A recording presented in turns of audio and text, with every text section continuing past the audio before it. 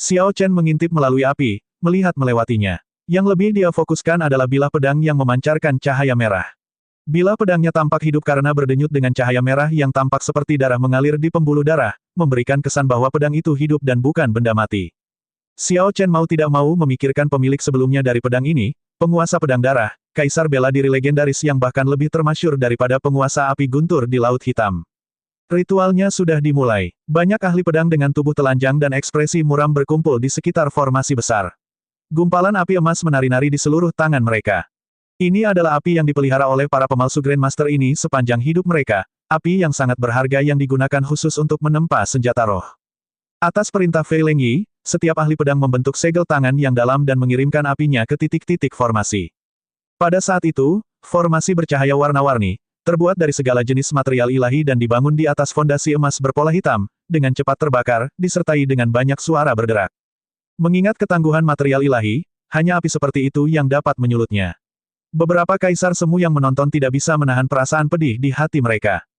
Cahaya dari nyala api tampak sangat enak dipandang. Namun, benda yang terbakar bukanlah kertas bekas melainkan benda suci yang bernilai koin astral hitam dalam jumlah besar, setara dengan kekayaan seorang kaisar bela diri biasa.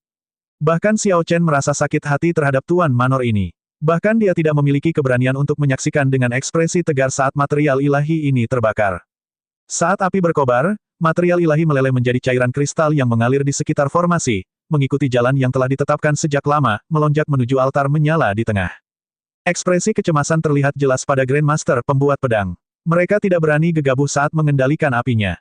Ledakan. Ketika semua material ilahi yang dicairkan dimasukkan ke dalam altar, nyala api tiba-tiba berkobar. Tiang api membumbung ke awan, seketika menghamburkan mendung gelap yang biasanya menyembunyikan langit. Saat nyala api berkobar, bahkan awan gelap pun mulai terbakar. Tanpa awan menghalanginya, sinar matahari bersinar. Di kota air hitam yang gelap, Jadeite Mountain Manor bermandikan sinar matahari.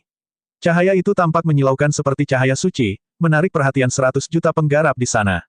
Kaisar kuasi Laut Hitam yang sudah lama tidak melihat sinar matahari sebenarnya sudah menatap ke langit dengan rakus, menatap matahari abadi yang berada di balik penghalang langit. Berdengung, berdengung, berdengung. Setelah beberapa saat, kekuatan ilahi menyebar dari altar. Pedang giok awan surgawi mulai bergetar, dan semua orang segera menoleh ke belakang, fokus pada altar.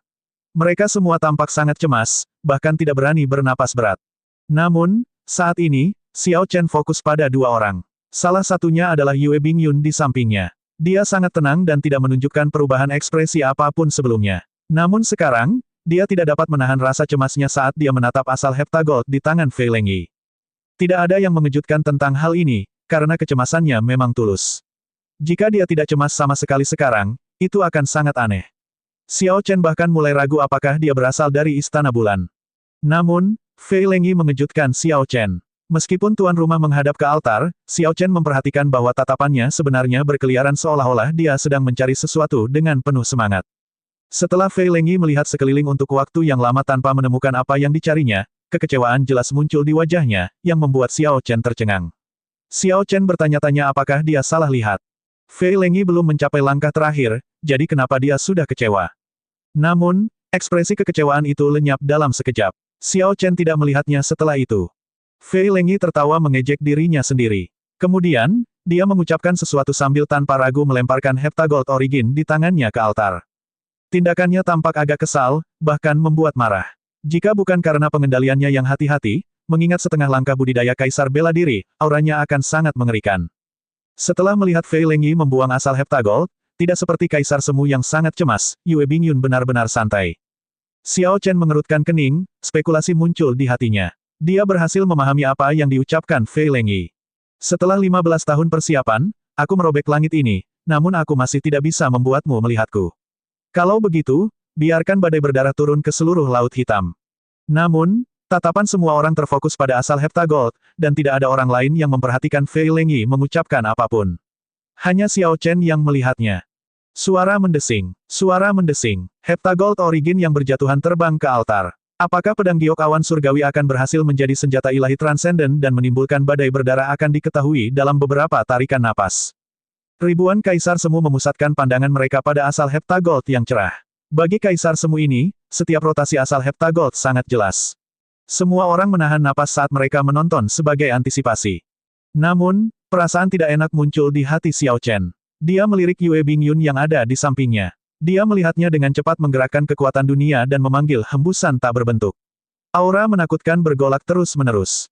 Xiao Chen berpikir bahwa ini tidak baik. Kemudian, dia dengan cepat melihat asal Heptagold. Namun, yang dia lihat hanyalah cahaya merah yang meledak. Di bawah ribuan tatapan, asal Heptagold yang memasuki altar tidak bergabung ke dalam pedang giok awan surgawi seperti yang diharapkan. Sebaliknya, saat asal Heptagold memasuki altar, ia meledak dengan hebat, menghancurkan altar dan menimbulkan suara gemuruh yang keras terus-menerus di seluruh formasi. Pedang giok awan surgawi yang ditusukkan ke dalam altar bergetar hebat, menyala dengan cahaya merah yang mencolok. Kekuatan ilahi yang mengerikan menyebar dari bilah pedangnya. Cahaya merah semakin terang hingga kecemerlangan yang menusuk dan mempesona. Bilah pedang, yang telah menyerap ratusan material ilahi, sepertinya telah mencapai batasnya, tidak lagi mampu menjaga keseimbangan. Ekspresi semua orang berubah drastis. Saat ini, semua orang tahu bahwa ada sesuatu yang salah dengan asal Heptagold dan pedang giok awan surgawi ini akan meledak. Seberapa kuat kekuatan destruktifnya jika senjata ilahi meledak? Memikirkannya saja sudah membuat semua orang gemetar ketakutan, merasakan hawa dingin menggigil di punggung mereka. Cepat, lari, senjata ilahi akan meledak. Bermandikan cahaya merah, semua orang panik dan tidak ragu untuk mundur. Namun, bagaimana mereka bisa mundur pada saat mereka baru bergerak sekarang? Tak lama setelah asal Heptagold mendarat di altar, pedang giok awan surgawi meledak. Gelombang kejut merah yang mengandung kekuatan ilahi melonjak ke segala arah. Tanpa banyak peringatan, gelombang kejut membuat banyak penggarap, termasuk Kaisar Semu, terbang. Penggarap dengan budidaya lebih rendah menderita luka parah, mereka menjadi pucat dan muntah darah terus-menerus. Kaisar Semu adalah orang-orang yang dapat menggerakkan awan dan angin hanya dengan mengangkat tangan.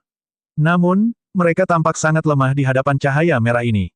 Saat cahaya merah menyala, dalam 1/1000 detak jantung, Xiao Chen mengaktifkan 3000 hukum surgawi dengan pikiran dan menggerakkan sejumlah besar kekuatan dunia, membentuk perisai melingkar yang padat di depannya. Meskipun dia sudah bereaksi sangat cepat, dia tetap tidak bisa menahan ki dan darahnya yang bergejolak. Setelah memuntahkan darah, dia merasa lebih nyaman. Xiao Chen mengamati sekeliling. Sekarang, tidak ada satupun kaisar kuasi kesempurnaan kecil yang tetap berdiri. Bahkan kaisar semu kesempurnaan agung yang masih berdiri sebagian besar berada dalam kondisi menyedihkan, penuh dengan luka. Hanya kaisar kuasi kesempurnaan yang berhasil melarikan diri dengan luka ringan. Apa kamu baik-baik saja? Yue Bingyun bertanya setelah dia dengan tenang menyebarkan kekuatan dunia yang dia kendarai sebelumnya. Xiao Chen memperhatikan bahwa dia tidak terluka. Tampaknya dia lebih mudah membela diri dibandingkan para kaisar kuasi penyempurnaan itu. Dia tertawa dingin di dalam hatinya. Tentu saja, bukan karena dia lebih kuat dari kaisar kuasi kesempurnaan itu. Sebaliknya, dia tidak terluka karena dia sudah mengantisipasi hasil ini sejak lama. Orang yang merusak asal Heptagold dan melelangnya adalah dia, Yue Bingyun, semuanya agar dia bisa menipu Fei Lengyi. Tidak heran gadis ini tidak menunjukkan rasa takut sejak awal, dia tidak terlihat cemas sama sekali. Ternyata semuanya sudah ada di dalam tas. Gadis ini sungguh luar biasa. Dia juga sangat berani, sangat mencengangkan. Tak disangka dia memikirkan metode kejam seperti itu, langsung meledakkan senjata ilahi. Jika seseorang mempertimbangkan detailnya dari awal hingga akhir, itu benar-benar terasa menakutkan. Xiao Chen menyeka darah di sudut bibirnya. Lalu, dia berkata dengan acuh tak acuh, pantas saja Nona Bingyun tidak takut sama sekali.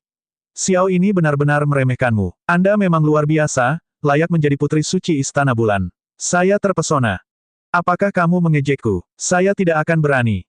Yue Bingyun tersenyum tipis dan berkata dengan tenang, kamu masih naif. Pada saat ini, faksi puncak dunia samudera memiliki keseimbangan yang rumit. Fei Lengyi ini sama sekali tidak mengetahui konsekuensi dari Istana Bulanku yang kehilangan sitar angin yang mengejutkan.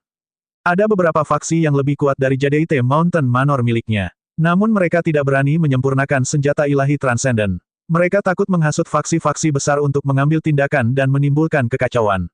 Tidak ada seorang pun yang dapat menanggung akibat seperti itu.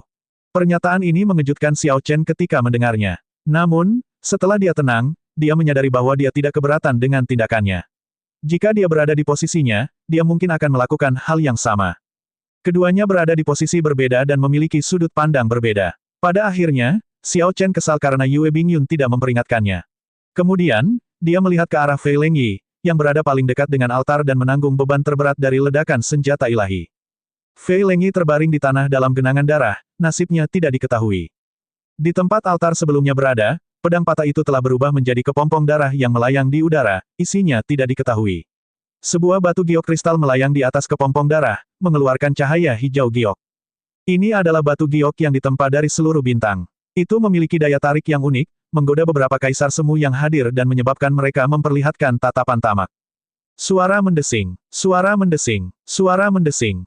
3 kaisar kuasi kesempurnaan agung yang melihat Fei Lengyi tergeletak di tanah mau tidak mau terbang ke udara, ingin merebut batu giok itu. Enyahlah, Fei Lengyi tiba-tiba melonjak dari tanah dan meraung. Dia melancarkan 3 serangan telapak tangan secara berurutan. Pegunungan dan sungai di Jadaite Mountain Manor tampak bergerak dengan serangan telapak tangannya, dan dia bergabung dengan mereka. Dengan 3 pukulan telapak tangan yang sederhana, gunung-gunung dan sungai-sungai terwujud, berlapis-lapis satu sama lain, fenomena misterius yang tak terbatas yang mengirim 3 kaisar kuasi kesempurnaan besar terbang mundur. Dengan rentangan tangannya, Fei Lengyi meraih batu giok itu.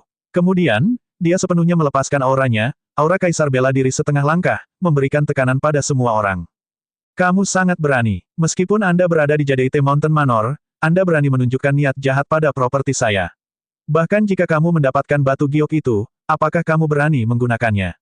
Fei Lengyi mendengus dingin, dan ketiga kaisar kuasi kesempurnaan agung segera merasakan tekanan pada mereka meningkat. Pengingat ini membuat yang lain tersentak kembali. Karena penguasa giok memurnikan batu giok ini, hanya kaisar bela diri yang berdaulat yang bisa menghapus tanda spiritualnya dari batu tersebut.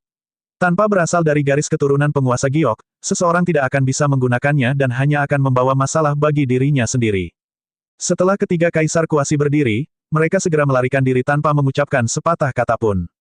Fei Lengyi mengabaikan ketiga kaisar kuasi itu. Kemudian, dia melihat sekeliling banyak kaisar semu sebelum akhirnya mengarahkan pandangannya pada Yue Bingyun. Dia berkata dengan acuh tak acuh, orang-orang di Istana Bulan memang selangkah lebih maju dariku. Tidak kusangka kamu bisa menyuap bahkan orang-orang di Paviliun Kuali Surgawi. Fei ini mengaku kalah kali ini. Semuanya, silakan pergi. Saya telah membiarkan Anda semua melihat saya membuat lelucon tentang diri saya sendiri. Bagaimana mungkin Fei Lengyi tidak mengetahui sekarang bahwa asal Heptagold adalah tipuan yang dimainkan oleh Paviliun Kuali Surgawi dan Istana Bulan? Yue Bingyun tersenyum tetapi tidak menunjukkan niat untuk pergi. Dia melihat kepompong darah di udara dan berkata, menurut catatan kuno Istana Bulanku, teknik rahasia yang digunakan penguasa pedang darah untuk memadatkan hati kaisar sebelumnya, seni hidup dan mati, sangatlah hebat mungkin tersembunyi di dalam pedang-pedang darah surgawi ini. Saat dia mengatakan itu, banyak kaisar kuasi yang akan berangkat berhenti, terutama kaisar kuasi penyempurnaan. Cahaya tak terbatas bersinar di mata mereka saat mereka menatap kepompong darah besar itu. Penguasa pedang darah adalah kaisar bela diri yang terkenal pada masanya, meninggalkan banyak legenda. Salah satu hal yang diingat oleh orang-orang dari generasi selanjutnya adalah fakta bahwa dia memadatkan hati seorang kaisar sebelum maju ke kaisar bela diri. Menurut Yue Bingyun, teknik rahasia yang terlibat, seni hidup dan mati, mungkin tersembunyi di dalam kepompong darah ini. Bagaimana mungkin ada kaisar semu yang tidak tergoda dengan hal ini? Bahkan Xiao Chen merasakan hasil imbangnya. Ketika Fei Lengyi mendengar itu, jantungnya berdebar kencang. Ekspresi wajah pucatnya berubah tidak yakin. Tidak disangka sebenarnya ada rahasia seperti itu. Dia telah menggunakan pedang langit-langit-langit selama beberapa abad, namun dia tidak pernah menyadarinya. Apakah begitu? Haha, kalau begitu, tolong simpan itu untukku. Jika ada hasil, beritahu Fei ini. Fei Lengyi melakukan sesuatu yang sangat tidak terduga. Dia mengulurkan telapak tangannya, dan kepompong darah misterius itu terbang dengan cepat menuju Yue Bingyun. Ekspresi Yue Bingyun berubah. Sebelum dia mengetahui apa yang terjadi, kepompong darah muncul di hadapannya. Sekarang, situasinya berbalik, dan kepompong darah ada di tangannya. Ketika kepompong darah masuk ke tangannya, dia merasakan banyak tatapan mematikan. Baru saat itulah dia sadar. Dia segera menarik Xiao Chen dan terbang keluar. Ayo pergi. Sebelum Xiao Chen sempat bereaksi, Yue Bingyun sudah menyeretnya keluar. Ketika dia menoleh untuk melihat, dia melihat lebih dari 300 kaisar kuasi kesempurnaan agung dan 10 kaisar kuasi kesempurnaan dengan panik mengejar mereka. Jadaite Mountain Manor yang luar biasa ramai langsung kosong, tidak ada seorang pun yang tersisa. Fei Lengyi dengan cepat menarik aura kaisar bela diri setengah langkahnya dan memuntahkan banyak darah saat dia berlutut di tanah. Tuan rumah, kamu baik-baik saja. Para pelayan istana gunung bergegas untuk membantu Fei Lengyi dengan kekhawatiran tertulis di wajah mereka. Mereka bertanya-tanya mengapa dia memberikan kepompong darah yang diubah menjadi pedang langit-langit surgawi. Sekarang, sepertinya Fei Lengyi tidak punya pilihan lain. Setelah menanggung pukulan terberat akibat penghancuran senjata ilahi, luka-lukanya sangat parah. Kalau tidak, mengingat emosinya, dia tidak akan melepaskan ketiga kaisar kuasi kesempurnaan besar yang mencoba mencuri batu giok itu. Fei Lengyi melambaikan tangannya dan mendorong seorang petugas. Lalu, dia berkata, Saya baik-baik saja. Kirim orang keluar untuk memantau pergerakan Yue Bingyun dengan cermat. Segera laporkan kepadaku ketika kamu mengetahui apakah teknik rahasia penguasa pedang darah ada di sana atau tidak. Sangat baik. Di bawah desakan Fei Lengyi, orang itu tidak punya pilihan lain selain mematuhi perintah. Namun, sebelum dia pergi, dia menatap Fei Lengyi dengan cemas. Fei Lengyi menatap langit tanpa daya. Awan gelap yang tersebar perlahan-lahan telah berkumpul kembali. Sekarang, hanya satu sinar cahaya terakhir yang menyinari tubuhnya, membuat pemandangan itu terlihat agak menyedihkan. Dia tidak bisa melihatnya sama sekali. Orang itu tidak datang sama sekali. Bahkan setelah mempersiapkan selama 15 tahun dan membuka langit, orang itu tetap tidak mau datang dan menemuinya, cucu dari orang itu. Meskipun dia terluka parah, hampir sekarat, orang itu tetap tidak muncul. Tanda hubung. Awan tebal dan gelap perlahan menutup saat Fei Lengyi menyaksikannya. Namun, di suatu tempat yang puluhan ribu kilometer lebih tinggi dari awan gelap, di luar penghalang langit, di atas asteroid tersesat yang melayang di alam semesta ada seorang pria dan seorang wanita. Keduanya tidak melakukan apapun. Mereka hanya berdiri di atas asteroid ini dan bergerak bersamanya. Wajah pria itu seperti batu giok dan matanya seperti bintang. Rambutnya yang panjang tergerai, dan wajahnya tampak seperti seseorang yang berusia 20 tahun. Auranya luar biasa, seperti yang dimiliki oleh Dewa Abadi.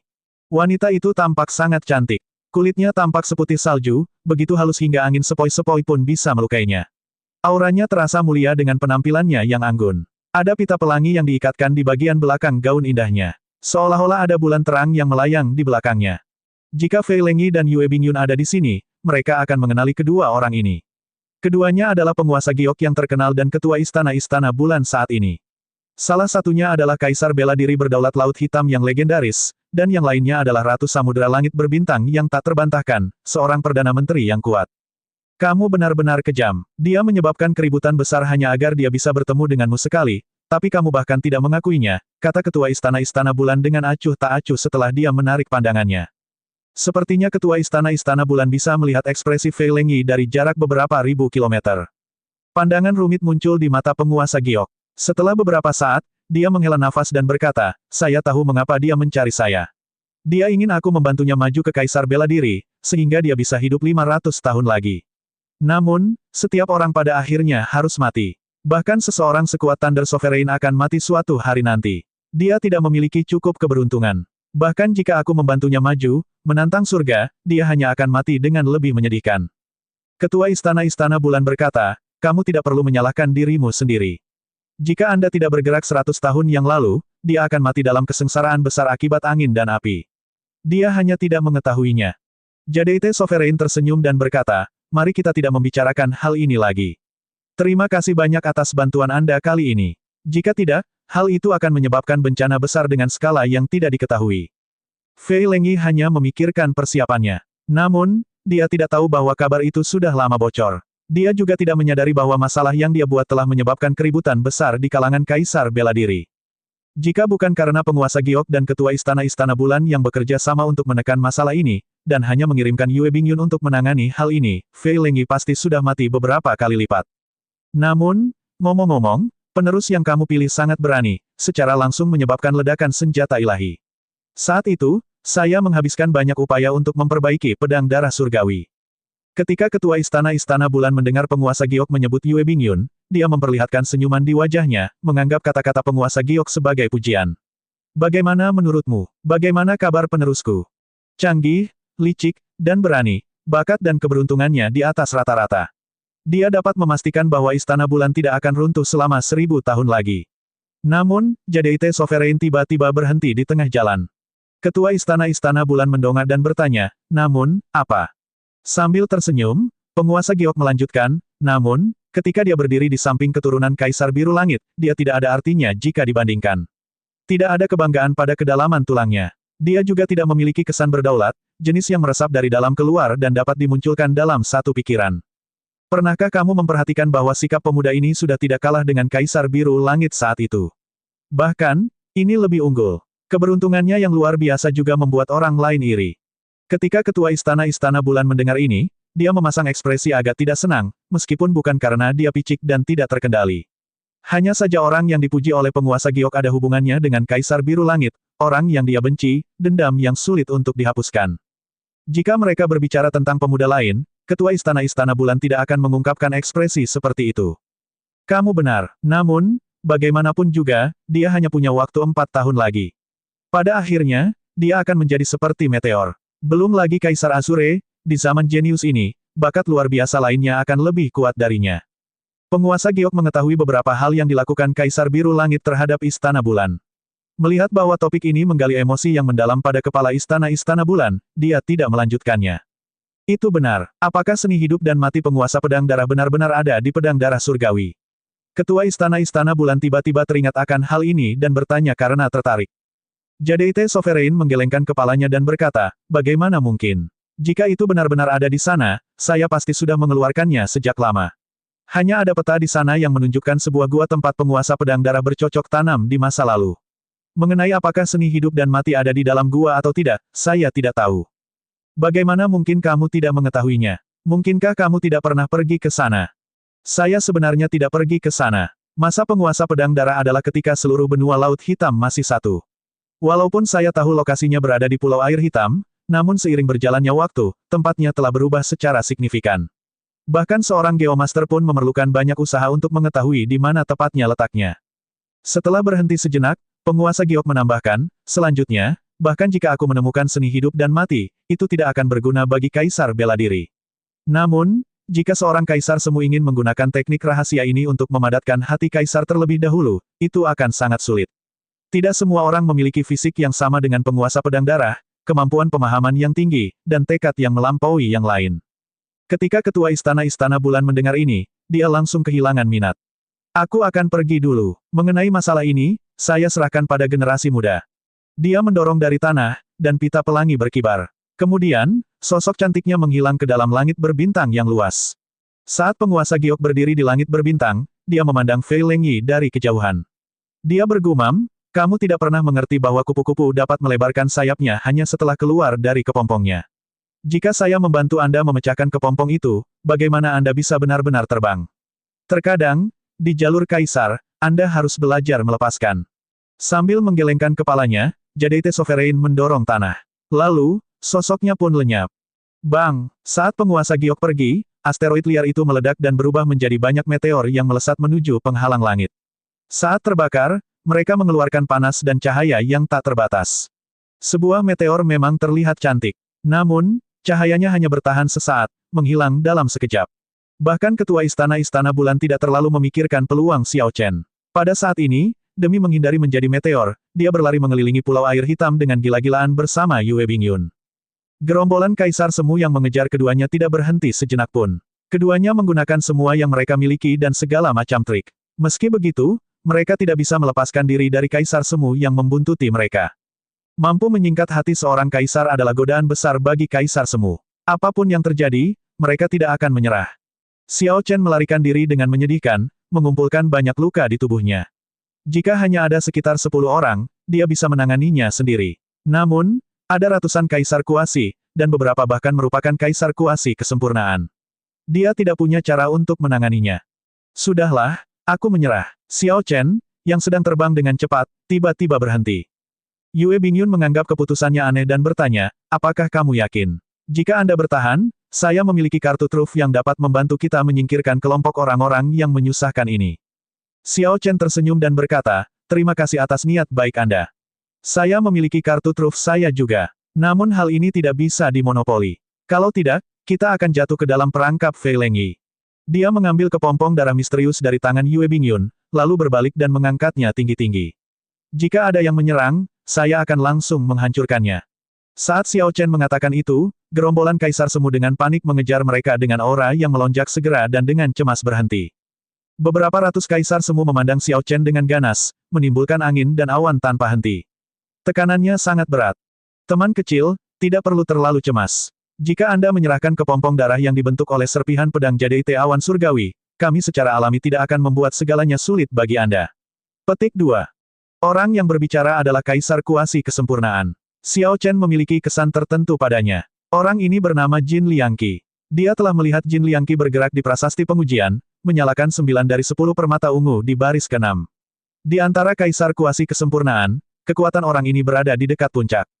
Xiao Chen mengaku dirinya tidak sekuat Jin Liangqi, namun ia tidak menunjukkan rasa takut sama sekali. Bibirnya melengkung membentuk senyuman saat dia bertanya, serahkan. Kepadamu, jadi kamu bisa mengambilnya. Itu yang terbaik, pikir Jin Liangqi dalam hati. Dia baru saja akan mengatakan ya, tapi dia tiba-tiba menemukan beberapa tatapan bermusuhan diarahkan padanya. Dia mengutuk dalam hatinya dan tersenyum canggung. Tentu saja tidak, akan adil jika membaginya dengan semua orang. Kalau tidak, tidak peduli siapa yang mendapatkannya, akan ada pertempuran sengit di antara kita, dan kita mungkin akan membiarkan orang lain mendapatkan keuntungan. Xiao Chen melihat kepompong darah misterius dan kemudian ke wajah semua kaisar semu yang hadir. Meskipun dia menghadapi begitu banyak kaisar semu, dia tidak gemetar ketakutan. Sangat bagus. Senior Jin mengatakan dengan tepat apa yang ingin saya katakan. Tidak ada yang bisa memonopoli rahasia seni hidup dan mati. Jika tidak ada yang mempermasalahkannya, saya dapat memilih untuk membuka kepompong darah ini sekarang dan melihat apakah seni hidup dan mati ada di dalamnya. Seluruh tempat menjadi sunyi. Jelas, masih ada yang merasa was-was. Bagaimanapun, kepompong darah ada di tangan Xiao Chen. Bahkan jika seni hidup dan mati ada di dalamnya, dialah yang berhak memutuskan apakah akan membagikannya atau tidak. Xiao Chen tersenyum tipis dan bertanya, ada apa? Takut aku akan terus berlari setelah mendapatkan seni hidup dan mati. Jika saya benar-benar ingin memonopolinya, saya tidak akan berhenti. Hanya itu yang ingin saya katakan. Apakah kamu mau atau tidak, aku akan membukanya sekarang. Dia tidak bisa diganggu dengan semua lelaki tua mencurigakan yang memikirkan segala macam omong kosong. Menggunakan telapak tangannya sebagai pedang, dia langsung menebas tanpa memberikan kesempatan kepada orang-orang ini untuk menolak. Jiwa pedang di lautan kesadarannya menyebar ke seluruh tubuhnya dan mengeluarkan niat pedang yang mengerikan. Rambut dan pakaiannya berkibar-kibar ditiup angin, menghasilkan gemerincing yang merdu. Niat pedang yang tak terbatas terdengar seperti sitar yang meluas ke segala arah. Dengan tampilan keterampilan kecil ini, Xiao Chen langsung mengejutkan banyak kaisar semu. Cahaya aneh muncul di mata semua orang. Pendekar pedang berjubah putih ini benar-benar memiliki kemampuan luar biasa yang mampu bertahan begitu lama ketika dikejar oleh begitu banyak kaisar semu. Puci, lampu pedang menyala. Pedang tangan Xiao Chen dengan rapi membelah kepompong darah misterius itu. Cahaya merah segera muncul, tampak seperti darah tumpah ke udara. Kepompong darah perlahan meleleh, mengentalkan cahaya merah ini dan mengubahnya menjadi kabut darah. Sepotong kertas mengambang muncul di telapak tangan Xiao Chen. Anehnya, kepompong darah itu tidak kosong, tapi juga tidak berisi seni hidup dan mati, hanya selembar kertas tua yang terlihat seperti peta. Anak nakal, serahkan petanya, cepat, atau kamu bisa melupakan meninggalkan tempat ini hidup-hidup. Kaisar kuasi di sekitarnya tidak peduli apakah kertas ini ada hubungannya dengan seni hidup dan mati. Begitu muncul, mereka langsung meneriakkan tuntutan. Mengabaikan mereka, Xiao Chen membuka peta dan melihatnya sekilas. Setelah menghafalnya, dia segera membuangnya. Ayo pergi. Tidak peduli dengan gerombolan kaisar semu ini, Xiao Chen memanggil Yue Bingyun dan segera pergi bersamanya. Melihat selembar kertas melayang ke arah mereka, kaisar kuasi yang bersemangat itu menjadi tenang dan menjadi lebih terkendali. Jika ada yang berani menyerang, lembaran itu mungkin akan langsung hancur dalam kekacauan. Jin Liangqi melihat sekilas. Dia tidak bergerak, seperti Xiao Chen, dia hanya melihatnya sekilas untuk mengingat isinya sebelum pergi dengan tenang. Di tingkat kaisar semu, hampir semua orang memiliki kemampuan untuk mengingat sesuatu dengan sempurna hanya dengan sekali pandang. Ketika banyak kaisar semu menghafal isi peta, tempat itu menjadi kosong. Akhirnya, tidak ada satu orang pun yang tersisa, hanya menyisakan satu peta yang melayang ke tanah. Hal ini sungguh menggelikan. Sebelumnya, semua orang dengan gila-gilaan mengejar ini. Setelah mengetahui bahwa itu adalah sebuah peta, tidak ada satu orang pun yang mau repot-repot mengumpulkannya, membiarkannya meledak. Tanda hubung tanda hubung tanda hubung tanda hubung tanda hubung tanda hubung. Di halaman besar di kota air hitam, Xiao Chen mengeluarkan kuas dan kertas untuk membuat salinan dari apa yang dia ingat, tanpa perubahan apapun. Xiao Chen meniup garis itu dengan lembut untuk mengeringkan tintanya. Kemudian, dia dan Yue Bingyun mempelajari gambar itu. Ini adalah peta. Tanda merah di atasnya seharusnya adalah sebuah gua. Mengingat identitas penguasa pedang darah, jawabannya harusnya jelas. Peta ini seharusnya menggambarkan lokasi gua tempat penguasa pedang darah pernah bercocok tanam. Setelah beberapa pengamatan, Yue Bingyun dengan cepat sampai pada suatu kesimpulan. Xiao Chen tidak mengungkapkan pendapat apapun tentang ini. Ini adalah tingkat informasi yang paling dangkal. Setiap orang yang memperoleh salinan peta ini akan dapat mengetahuinya. Itu bukanlah bagian yang sulit. Bagian tersulitnya terletak pada kenyataan bahwa puluhan ribu tahun telah berlalu. Selama jangka waktu yang lama, geografi telah banyak berubah. Jalan dan penanda lain di peta sudah lama hilang. Jika seseorang ingin mengandalkan peta ini untuk menemukan gua tempat Blood Sword Sovereign bercocok tanam, hal itu sama mustahilnya dengan kisah fantasi Arabian Nights. Jelas, Yue Bingyun menyadari hal ini. Setelah berpikir sejenak, dia berkata, kita harus mencari seorang senior yang akrab dengan Laut Hitam dan meminta mereka mempersempit lokasi umum gua tersebut. Setelah itu, kita perlu mencari Geomaster untuk mengamati lanskap dan mengetahui lokasi pasti gua tersebut. Xiao Chen mengangguk. Ini mungkin satu-satunya metode. Dia berkata, Anda menangani bagian pertama. Sedangkan untuk Geomaster bagian kedua, tidak perlu mencarinya. Apa maksudmu? Sambil tersenyum, Xiao Chen menjawab, meskipun saya seorang Geomaster yang setengah matang, saya yakin standar saya jauh melampaui rata-rata. Mata Yue Bingyun berbinar. Merasa wahyu itu aneh, dia berkata, saya tidak tahu. Aku benar-benar tidak mengetahuinya. Apa yang tidak kamu ketahui? Ada banyak hal yang saya tidak tahu. Misalnya, saya tidak memiliki keberanian untuk menyia-nyiakan asal Heptagold untuk meledakkan senjata ilahi.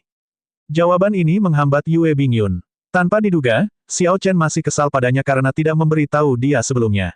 Dia menyingkirkan petanya dan memutar matanya ke arahnya. Kemudian, dia berkata, saya tidak bisa mengganggumu. Setelah saya mengetahui lokasi umumnya, saya akan datang dan mencari Geomaster hebat yaitu Anda. Setelah Yue Bingyun pergi, Xiao Chen mengeluarkan 100 batu iblis-iblis kelas tinggi dari cincin semesta miliknya. Karena jarang sekali dia menemukan waktu luang seperti ini, dia bergumam, 100 batu iblis-iblis tingkat tinggi, ini seharusnya cukup untuk meningkatkan jiwa pedangku. Sangat sulit untuk memajukan jiwa pedang ini. Saat Xiao Chen dan Yue Bingyun melakukan persiapan, seluruh kota air hitam menjadi kacau. Berita tentang peta menyebar kemana-mana, mengejutkan hampir setiap kaisar semu di kota. Semua kaisar semu ini sangat cerdas dan segera sampai pada kesimpulan yang sama seperti Yue Bingyun. Oleh karena itu, mereka mulai mencari Geomaster yang terampil, mencoba menjadi orang pertama yang memasuki gua. Tidak peduli apakah gua itu berisi berita tentang seni hidup dan mati atau tidak, semua orang tahu bahwa gua tempat penguasa pedang darah pernah dibudidayakan tidak akan kosong. Tanda hubung tanda hubung tanda hubung. Di dalam halaman klan Xia, Xia Luo dan Wang Zhen dengan cermat memeriksa peta. Kegembiraan memenuhi wajah mereka. Xia Luo tersenyum dan berkata, selama saya mendapatkan seni hidup dan mati untuk memadatkan hati kaisar terlebih dahulu, saya yakin bisa maju ke kaisar bela diri dalam waktu 10 tahun. Begitu pula dengan Wang Zhen yang tidak bisa menyembunyikan kegembiraan yang dirasakannya. Dia berkata, jika saya menjalani kesengsaraan besar berupa angin dan api setelah memadatkan hati seorang kaisar, saya akan yakin 99% akan sukses. Oh, ngomong-ngomong, Tuan Muda kedua, haruskah kita memberitahu klan dan Tuan Muda pertama tentang berita ini? Setelah berpikir sejenak, Xia Luo menggelengkan kepalanya dan menjawab, kami tidak bisa. Laut gelap terlalu jauh. Pada saat orang-orang klan bergegas, mereka sudah terlambat. Kekuatan kita seharusnya cukup. Tanda hubung tanda hubung tanda hubung. Pada saat yang sama, Jiang Feng memegang peta serupa, wajahnya juga diliputi kegembiraan. Awalnya saya hanya pergi ke pelelangan untuk mengikuti kemeriahan. Di luar dugaan, ada keuntungan seperti itu. Jika saya dapat memadatkan hati seorang kaisar terlebih dahulu, akan cukup bagi saya untuk menyapu semua bakat luar biasa di generasi muda ketika saya kembali ke kota gelap.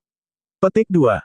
Tanda hubung tanda hubung tanda hubung. Semua orang bergegas, takut mereka akan tertinggal. Kemungkinan lokasi gua menyusut hingga menyempit ke bagian barat Pulau Air Hitam. Namun, Pulau Air Hitam adalah ukuran benua kecil. Jadi cakupannya masih cukup luas. Sedangkan untuk bagian terakhir, seseorang hanya bisa mengandalkan Geomaster untuk menggunakan geomansi untuk memeriksa daratan.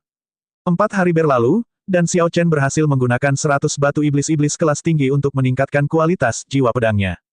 Dengan peningkatan ini, kekuatan jiwa pedangnya semakin menguat. Tatapannya semakin tajam, auranya semakin tajam. Hanya satu tatapan saja bisa membuat seseorang gemetar ketakutan. Namun, semakin seseorang meningkatkan jiwa pedang, perbaikan selanjutnya akan semakin sulit. Xiao Chen belum pernah menggunakan Demon Fiend Rocks sebelumnya, jadi kali ini sangat efektif. Jika dia menggunakannya untuk kedua kalinya, dia tidak akan menikmati peningkatan yang nyata. Tentu saja, pengecualiannya adalah jika dia menggunakan batu iblis-iblis tingkat puncak yang bahkan menggoda kaisar bela diri. Meski begitu, jiwa pedangnya saat ini dikombinasikan dengan budidaya kuasi kaisar sudah cukup baginya untuk memandang rendah rekan-rekannya. Jika berbagai keadaan atau keinginan yang dimiliki Xiao Chen dimasukkan, guntur, kematian, pembantaian, keputusasaan, kesedihan, dan banyak lainnya, gerakannya akan menjadi semakin tidak terduga, bahkan lebih sulit untuk diketahui orang lain. Dalam pertempuran, keinginan dan keadaannya akan menghasilkan banyak fenomena misterius yang berbeda dengan efek yang menakjubkan. Xiao Chen membuka matanya, dan pedang harta karun yang tak terhitung jumlahnya bersenandung di kedalamannya. Dia merasa kekuatan tempurnya telah meningkat pesat lagi. Kini, semangat juangnya berkobar. Dia berharap bisa menemukan kaisar kuasi kesempurnaan dan bertarung habis-habisan. Bisa. Tepat pada saat ini, pintu terbuka, dan Yue Bingyun bergegas masuk. Saat dia hendak mengatakan sesuatu, dia tiba-tiba menangkap tatapan tajam Xiao Chen. Dia merasa seperti pedang tak berbentuk yang menusuk dadanya. Karena kesakitan, dia tidak bisa menahan diri untuk mundur setengah langkah. Melihat jiwa pedangnya melukai Yue Bingyun, dia segera menariknya. Aura tajam itu langsung lenyap, jelas, dia bisa mengendalikannya sesuka hatinya. Xiao Chen bangkit dan meminta maaf. Pada saat yang sama, dia menganalisa dalam hatinya, bahkan menghadapi kekuatan penuh dari jiwa pedangku yang telah meningkat, Yue Bingyun hanya mundur setengah langkah meski sedang lengah. Wanita ini pasti masih menyimpan banyak rahasia yang tidak aku sadari. Dia juga tertarik dengan kartu truf yang pernah dia sebutkan. Kartu asnya adalah Solar Plume Feather. Apa miliknya?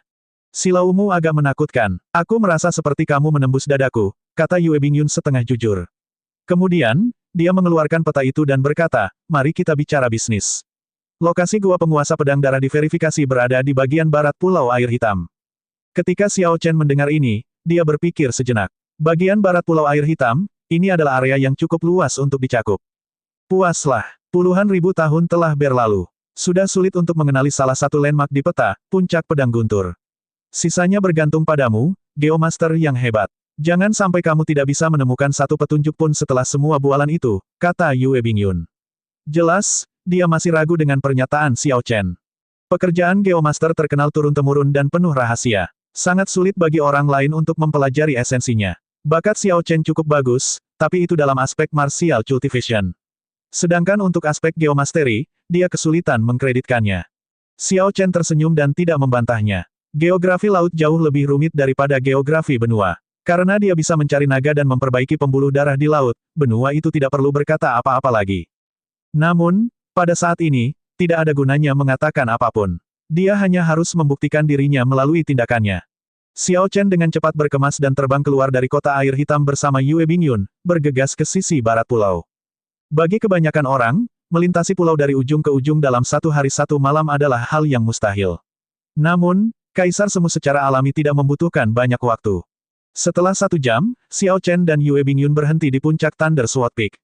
Puncak pedang guntur berhubungan dengan salah satu gunung di peta. Meskipun telah banyak berubah selama puluhan ribu tahun, puncak berbentuk pedang yang tinggi itu memiliki guntur yang menderu-deru sepanjang tahun. Ciri khas ini sangat cocok dengan peta. Dapat dipastikan bahwa puncak pedang guntur ini adalah gunung yang ditandai dengan sambaran petir di peta. Banyak kaisar semu memenuhi puncak gunung berukuran sedang. Seorang geomaster yang tegas mengikuti di belakang masing-masing kaisar semu, semuanya memegang harta karun rahasia pencari naga. Saat Xiao Chen dan Yue Bingyun mendarat di puncak, kedatangan mereka langsung menarik perhatian beberapa orang. Xiao Chen mendapatkan ketenaran setelah menghadapi ratusan kaisar semu ketika dia berurusan dengan kepompong darah. Sekarang semua kultivator puncak kota air hitam mengetahui nama pendekar berjubah putih. Seorang lelaki tua memperhatikan bahwa Xiao Chen dan Yue Bingyun datang sendirian tanpa seorang geomaster mengikuti mereka. Kemudian, dia tertawa, pendekar berjubah putih, kenapa kalian berdua di sini sendirian, tidak membawa serta geomaster? Apakah Anda berpikir untuk mendapatkan keuntungan dengan mengikuti kami, mengambil sisa makanan kami? Setelah lelaki tua ini selesai berbicara, dia tertawa terbahak-bahak. Para lelaki tua lainnya juga tertawa keras. 4 hari lalu, Xiao Chen bertindak sangat arogan. Sekarang, dia harus lebih tenang, mengetahui bahwa dia tidak dapat menyinggung para ahli lokal ini. Jika tidak, situasinya akan menjadi seperti sekarang, tanpa ketenaran apapun, akan sulit baginya untuk menyewa seorang geomaster. Tidak apa-apa, generasi muda masih mempunyai banyak kesempatan untuk belajar. Kali ini, kami akan membiarkan Anda mengikuti di belakang kami. Pastikan untuk belajar dengan baik. Itu benar. Omong-omong, meskipun kita mengizinkannya mengikuti kita, dia bahkan tidak akan bisa masuk ke dalam gua. Semua lelaki tua itu mengejek Xiao Chen dengan gembira, merasa sangat senang karenanya. 4 hari yang lalu, Xiao Chen bersinar terlalu terang, tidak menunjukkan rasa hormat sama sekali kepada para senior ini. Mereka sudah lama tidak memandangnya dengan baik. Semakin banyak kaisar semu tiba di puncak. Ketika orang-orang ini melihat Xiao Chen dan Yue Bingyun ada di sini, rasa superioritas muncul tanpa sadar di hati mereka. Xiao Chen tersenyum tipis dan berkata, "Senior, terima kasih telah mengkhawatirkanku. Namun, Meskipun junior ini tidak dapat menemukan Geomaster, saya tahu satu atau dua hal tentang mencari naga dan memperbaiki pembuluh darah, melihat geografi, dan berlatih geomansi. Akan sulit untuk mengatakan siapa yang akan mengikuti di belakang. Hahaha, saat Xiao Chen mengatakan ini, semua orang tertawa. Seberapa bergengsikah identitas seorang Geomaster? Tanpa adanya Geomaster senior yang memberikan instruksi ketika seseorang masih muda, memberikan bimbingan yang tepat, tidak peduli betapa berbakatnya seorang kultivator biasa, mereka hanya akan mampu melihat permukaan dari Dragon Seeking Arts, tidak dapat menggunakannya secara efektif. Hal yang paling penting adalah seni mencari naga diwariskan melalui garis keturunan, terbatas pada anak-anak Geomaster. Tidak mungkin bagi orang luar untuk mempelajarinya. Tanpa diduga, Xiao Chen mengucapkan kata-kata yang begitu berani di hadapan begitu banyak Geomaster, mengklaim bahwa dia mengetahui satu atau dua hal. Lebih lanjut, dia mengatakan bahwa dia akan menemukan gua itu lebih cepat daripada mereka. Ini hanyalah lelucon yang bagus, semua orang menertawakannya karena sikapnya yang sombong dan melebih-lebihkan dirinya sendiri. Orang tua berpakaian hitam yang pertama kali mengejek Xiao Chen sebelumnya tertawa dan berkata, karena kamu begitu percaya diri, mengapa orang tua ini tidak mewakili para Geomaster ini dan bertaruh denganmu? Mari kita lihat seni mencari naga siapa yang lebih baik. Saya tahu Anda kaya, jadi mari kita bertaruh pada hal lain. Yang kalah akan berdiri di puncak ini dan berteriak, saya babi. 3 kali. Itu benar, orang tua ini akan bertaruh denganmu. Saya benar-benar tidak percaya bahwa kelompok kami akan mengikuti di belakang Anda untuk menemukan lokasi gua. Aku akan bertaruh juga, ingin mengubur ketajaman Xiao Chen, sekelompok lelaki tua di puncak bertaruh dengannya. Xiao Chen tidak bisa menahan tawa, menarik. Bagus, aku akan menerima taruhan ini. Para Geomaster di sini tidak menyukai gaya Xiao Chen. Mereka merasa bahwa dia meremehkan kelompok Geomaster ortodoks mereka, jadi Geomaster berambut putih mau tidak mau mengkritiknya dengan marah. Betapa sombongnya, dari mana datangnya bocah sombong ini? Biarkan Geomaster ini bertanya padamu, apakah kamu tahu apa itu Vena Naga? Ada pepatah, tidak peduli dari mana seorang pahlawan berasal. Senior, mengapa kamu peduli dengan asal-usulku? Karena Anda belum tahu apa itu pembuluh darah naga, saya akan memberi tahu Anda. Kata-kata Dragon Vein dapat dipertimbangkan secara terpisah. Naga mengacu pada medan, itu adalah substansinya, bintang-bintang dan gunung-gunung yang luas dan luas, kolam dan danau yang berputar-putar, gunung yang jauh dan air di dekatnya, terbitnya fajar dan datangnya senja, ada banyak sekali, semuanya berbeda satu sama lain. Pegunungan apapun yang sesuai dengan medannya bisa disebut naga. Namun, hanya memiliki medan saja tidak cukup. Spiritualitas dalam diri tetap dibutuhkan. Kalau tidak, ia hanyalah bentuk tanpa substansi. Itu hanya naga palsu. Pembuluh darah naga mengacu pada roh. Cara mengamati roh dengan mata biasa, itu tergantung pada kemampuan seorang Geomaster. Xiao Chen tidak menahan ketajamannya saat menghadapi pertanyaan Geomaster ini. Serangkaian istilah geomansi mengalir keluar dari mulutnya, membuat Geomaster berambut putih yang menanyainya lengah. Tanpa diduga, Xiao Chen sangat akrab dengan pekerjaan ini. Beberapa kata yang diucapkan Xiao Chen adalah hal-hal yang hanya dipahami oleh para Geomaster ini, tidak seperti orang-orang yang hanya memahami aspek dangkal dari pekerjaan ini. Suasana yang dipancarkan Xiao Chen berkembang pesat, memberikan tekanan kuat pada Geomaster berambut putih ini. Jantung Geomaster berambut putih itu berdebar kencang, dan dia menarik napas dalam-dalam beberapa kali sebelum berkata, itu hanya pencapaian yang tidak berarti. Mengapa harus bersikap seperti itu? Izinkan saya bertanya lagi, tahukah Anda ada berapa jenis pembuluh darah naga? Ketika Xiao Chen mendengar jawaban itu, dia tidak bisa menahan senyum. Sepertinya keterampilan Pak Tua tidak terlalu bagus. Pertanyaan Anda tidak terlalu sulit. Gunung dan sungai bermacam-macam bentuknya, kalau bicara yang spesifik saja ada banyak jenisnya, naga sejati, naga palsu, naga bencana, naga pembantaian, naga keberuntungan, naga ganas, naga kuat, naga lemah, naga gemuk, naga kurus, naga mulia, naga malang, dan masih banyak lagi. Namun jika berbicara secara umum, hanya ada 2 jenis, mendukung dan menentang. Ada pepatah dalam geomansi kuno, keuntungan akan membawa kemakmuran, dan penolakan akan membawa kematian. Bagaimana kalau Pak Tua menjelaskan hal ini lebih mendalam kepada saya? Kata-kata mengalir keluar dari mulut Xiao Chen seperti sungai, tanpa henti dan mengesankan. Semakin banyak dia berbicara, semakin megah penampilannya. Pertanyaan terakhirnya memaksa Geomaster berambut putih itu mundur beberapa langkah tanpa sadar, tak mampu berkata-kata. Kelompok Kaisar Semu yang bertaruh dengan Xiao Chen mau tak mau merasa gugup saat melihat adegan ini. Pertemuan puncak menjadi sunyi. Mungkinkah mereka kalah? Saat Yue Bingyun memandang Xiao Chen yang anggun tanpa batas, keterkejutan muncul di matanya. Kemudian, dia menunjukkan senyuman tipis. Melihat yang lain terdiam, tidak bisa menjawab, Xiao Chen mau tidak mau kehilangan minat. Tak satu pun dari Geomaster ini berada di puncak. Dibandingkan dengan para Geomaster yang dia lihat di aliansi Laut Utara, mereka sama sekali tidak berharga. Dibandingkan dengan Jiang Tian, yang memberi Xiao Chen peta laut velum, tidak ada perbandingan apapun. Itu seperti perbedaan antara awan dan lumpur. Tidak disangka orang-orang ini ingin menggunakan senioritas mereka untuk memberinya pelajaran dalam kemarahan mereka. Mereka hanya memintanya, sama sekali tidak layak mendapat simpati. Setelah mundur beberapa langkah, Geomaster berambut putih menenangkan dirinya. Dia ingin mendapatkan kembali wajahnya, jadi dia berkata, kamu hanya beruntung dan membaca beberapa buku Geomaster kuno. Dibandingkan dengan klan Geomaster, kamu jauh dari sebanding. Itu benar, Anda mungkin mengucapkan hiasan yang begitu mewah. Pada akhirnya, semuanya tergantung pada keahlian seseorang. Lihat dirimu, Anda bahkan tidak memiliki satupun harta karun rahasia pencari naga. Kamu hanya tahu cara berbicara. Ketika para Geomaster melihat bahwa Xiao Chen, orang luar, mendapat keuntungan, mereka merasa sangat kesal dan berteriak marah. Ketika Kaisar Kuasi lainnya mendengar ini, mereka semua bersukacita dalam hati, ada harapan. Xiao Chen hampir membuat mereka takut. Warisan Geomaster sangatlah rumit. Bagaimana seorang remaja bisa memahami semua itu? Ketika Xiao Chen mendengar ini, mata vertikal di dahinya perlahan terbuka, berkedip dengan cahaya ungu yang aneh. Kemudian, dia menjawab dengan acuh tak acuh, mengapa saya membutuhkan harta karun rahasia pencari naga?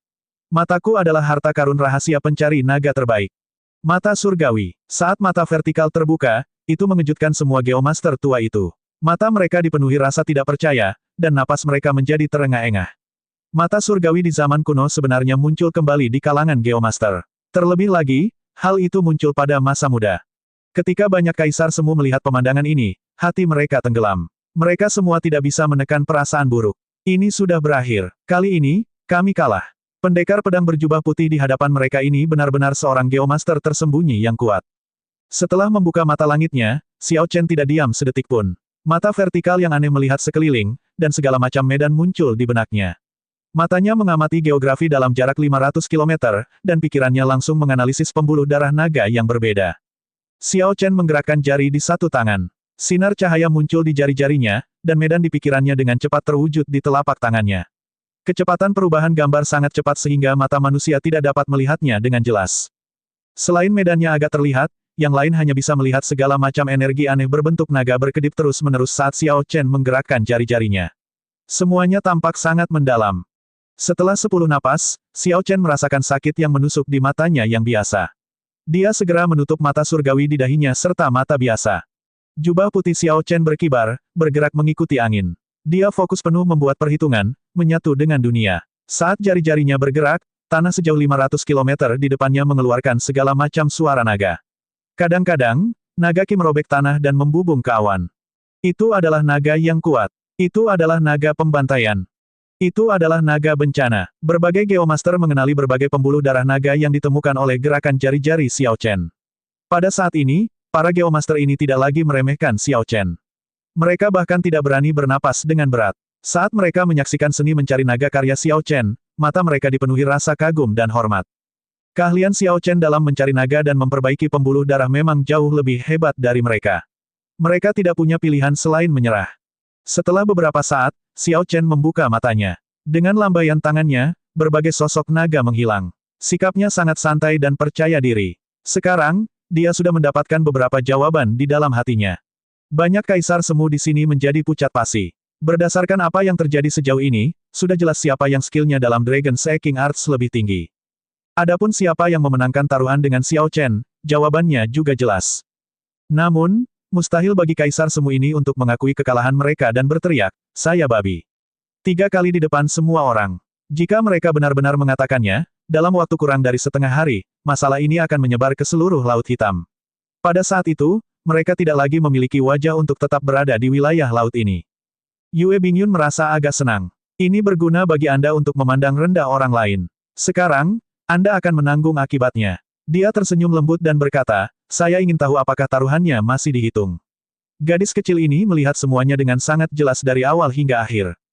Kata-kata ini bisa dianggap sebagai ancaman. Jika orang-orang tua ini menarik kembali kata-kata mereka dan masalah ini terungkap, itu juga akan sangat mempermalukan mereka.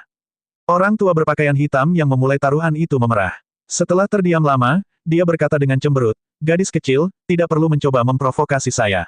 Orang tua ini menepati janjinya. Ini bukan masalah besar. Aku akan pergi jauh dari Laut Hitam. Saat lelaki tua berpakaian hitam itu hendak memimpin dengan berteriak, "Aku babi," Xiao Chen menoleh ke belakang dan menghentikannya. Sudahlah, semua senior di sini sudah lanjut usia dan tidak seharusnya menderita penghinaan ini. Saya juga bukan orang yang sombong dan angkuh. Semua orang bisa menganggap ini sebagai pelajaran kecil. Seseorang tidak boleh hanya mengejek dan mencoba untuk menekan seseorang, bahkan jika itu adalah bocah ingusan yang sama sekali tidak pernah terdengar namanya. Saya masih akan mengutip pepatah yang sama, tidak masalah dari mana seorang pahlawan berasal. Kamu tidak pernah tahu, orang yang kamu ejek hari ini mungkin akan mencapai puncak di masa depan, menertawakan dunia dari puncak. Saat Xiao Chen mengatakan ini, orang-orang tua ini semua bisa melepaskan napas tertahan, merasa jauh lebih nyaman. Mereka semua sudah hidup selama beberapa ratus tahun. Jika mereka benar-benar mengucapkan kata-kata seperti itu, mereka akan mempermalukan diri mereka sendiri. Sekarang setelah orang-orang ini menyesuaikan sikap mereka, mereka semua memandang Xiao Chen dari sudut pandang baru. Mereka sekarang menyadari bahwa dia memiliki atmosfer tak berwujud yang sangat kuat, bahkan lebih kuat daripada para kaisar bela diri yang telah naik ke puncak. Kondisi mental Xiao Chen juga jauh melampaui kondisi orang tua ini. Orang tua berpakaian hitam itu memberi hormat dengan tangan menangkup dan berkata, "Saya mendapat pelajaran kali ini. Terima kasih banyak kepada adik kecil karena telah bersikap lunak. Orang tua ini berhutang budi padamu." Kaisar kuasi lainnya juga memberi hormat dengan tangan ditangkupkan sebagai ucapan terima kasih. Pada saat yang sama, seseorang tidak dapat menahan diri untuk bertanya, "Adik, maukah Anda memberitahu kami nama besar Anda?" Semua orang menduga bahwa bakat luar biasa seperti Xiao Chen tidak akan pernah terdengar sama sekali, jadi mereka tidak dapat menahan rasa penasaran tentang identitasnya. Karena pihak lain bertanya, Xiao Chen tidak akan menyembunyikannya. Identitas aslinya cepat atau lambat akan menyebar. Dia menjawab dengan jujur, "Diriku yang rendah hati adalah Xiao Chen, Xiao dengan kepala rumput, dan Chen dengan kepala matahari." Xiao Chen. Banyak lelaki tua yang mengulangi nama ini pada diri mereka sendiri. Namun, mereka belum pernah mendengar tentang talenta muda luar biasa di Laut Hitam dengan nama ini. Hanya lelaki tua berpakaian hitam itu yang menunjukkan ekspresi tercerahkan setelah berpikir sejenak. "Xiao Chen, apakah kamu Raja Naga Azure Xiao Chen, keturunan Kaisar Azure, Raja Naga Azure yang disukai oleh penguasa guntur Istana Dewa Bela Diri?" Pertanyaan ini mengejutkan Xiao Chen. Sebenarnya ada ahli kuasi Kaisar di Laut Hitam yang pernah mendengar gelarnya sebagai Raja Naga Azure. Dia mengangguk dan berkata, "Saya memang dia." Dengan ini, ekspresi banyak Kaisar semu yang memandang Xiao Chen berubah. Ketenaran Kaisar Azure tidak diragukan lagi. Dia adalah legenda pada masanya, semua orang pernah mendengar namanya sebelumnya. Penguasa guntur adalah seorang ahli yang sezaman dengan Kaisar Biru Langit, yang dikenal sebagai legenda hidup. Mereka benar-benar telah melakukan kesalahan besar. Siapa yang menyangka bahwa talenta muda luar biasa sebelum mereka ini memiliki latar belakang yang begitu mengesankan. Yue Bingyun tersenyum, matanya menyipit. Saat dia menilai Xiao Chen, dia mendapati dia semakin tak terduga. Dia tampaknya memiliki pesona aneh yang membuat orang lain tertarik padanya. "Aku ingin tahu apakah adik Xiao Chen menemukan sesuatu saat membuka mata surgawi tadi." Lelaki tua berpakaian hitam itu bertanya dengan sopan. Xiao Chen menggelengkan kepalanya dan menjawab, "Medan di sini terlalu rumit. Menemukan gua dalam beberapa saat saja akan sangat sulit. Namun, ada beberapa kemungkinan yang perlu diperhatikan. Jika semua orang tertarik, bagaimana kalau kita pergi bersama?" Ketika yang lain mendengar ini, mereka semua bersukacita.